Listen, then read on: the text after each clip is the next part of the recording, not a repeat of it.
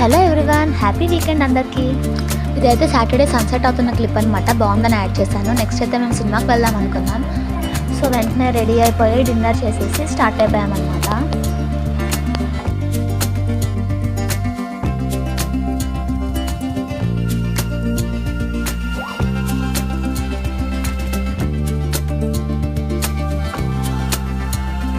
So మేము వెళ్ళింది second షోకి, అందుకే ఒక 10 minutes ఎర్లీ వెళ్ళాము. సో క్రౌడ్ అది చూసి లైటింగ్స్కి కొంచెం సెట్ అవుతాడు, హాఫ్ నిద్ర వల్ల క్రాంకీ అవ్వడానికి.